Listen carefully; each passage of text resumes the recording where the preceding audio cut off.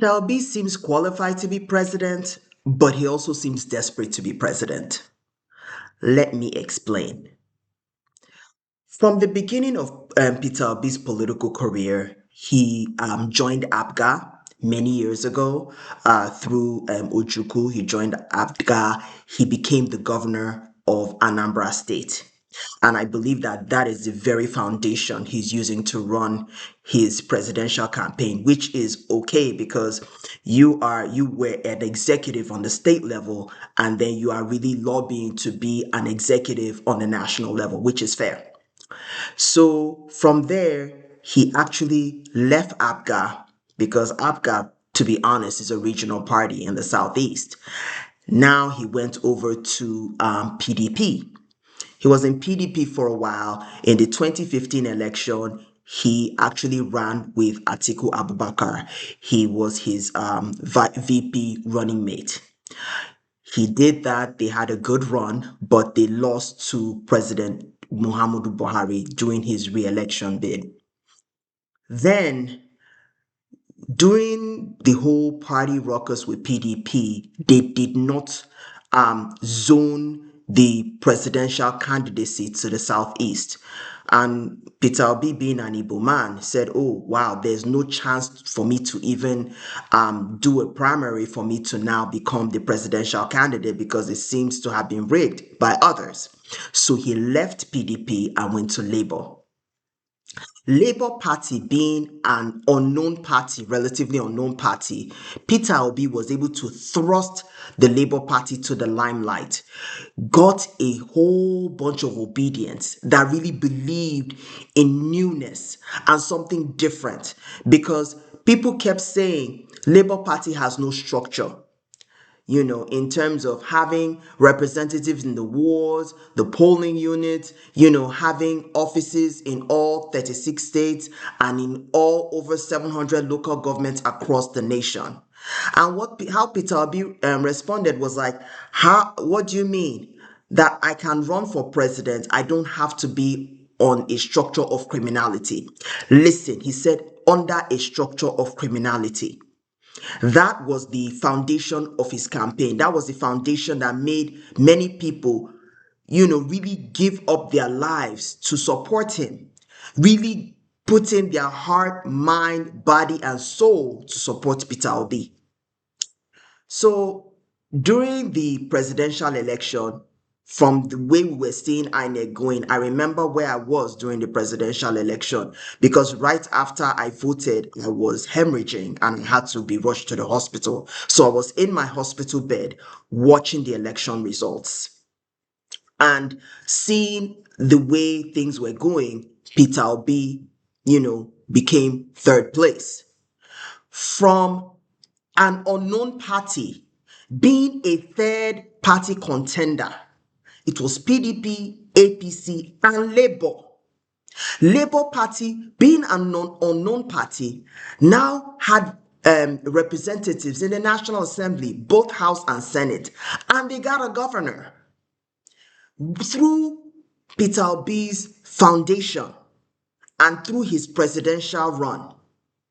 So now, Labour Party, there were a bunch of ruckus going on in Labour Party. During the court case, Lamidi Papa came. He was saying that, oh, he's the chairman of Labour Party. Then Aburik was like, no, I'm the chairman. So that ruckus was going on. Then you now had the chairman Abure. There was allegations of malfeasance during the elections. Abure was accused of that. That was going on in the party, in addition to Julius Abure refusing to leave as chairperson of Labour Party after his tenure was finished. The whole thing was a mess. It was a court mess, went all the way to Supreme Court. So I could understand the mess that Obi was in.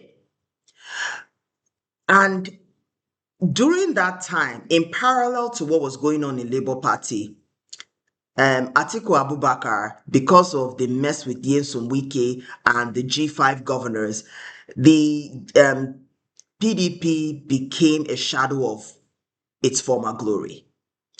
Then Atiku Abubakar, El Rufai, and a bunch of other political chieftains that have been disgruntled by different parties came together and said the ADC is a coalition. They formed this coalition, and then before we knew it, the African Democratic Congress became a political party, and then people started leaving their respective political parties to join ADC. You know, you first had El Rufai had this long epistle in one of the major TV networks about how disgruntled he was with APC, and then he decamped to ADC. Before we knew it, Atiku, joined ADC. And a lot of the people from PDP moved and went to ADC. So you had that.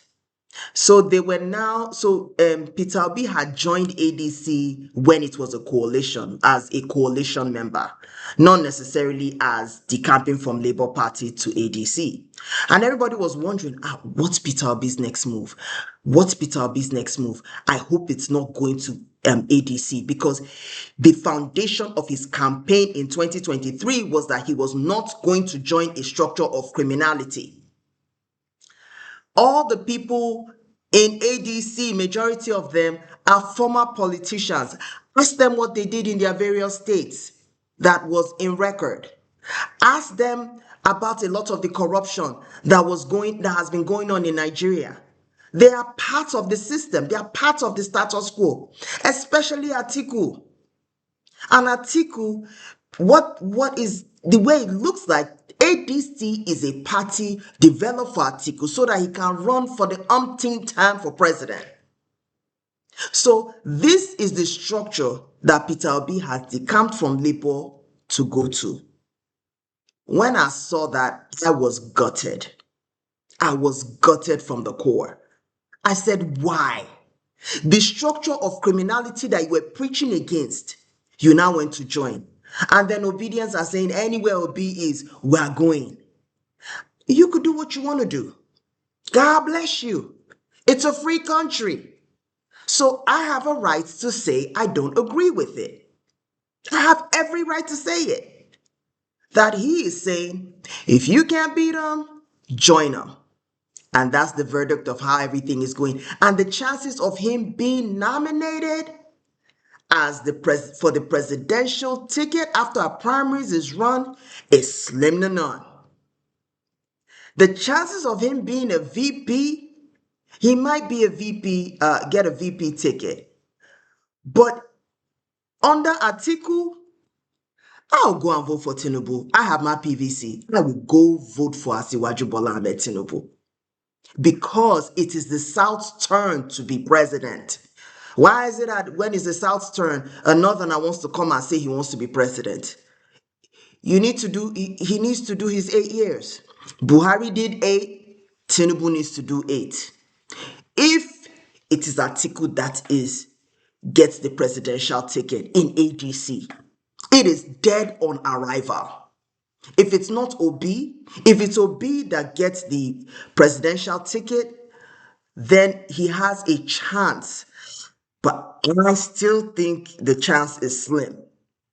I still think, because the structure of ADC is a new party.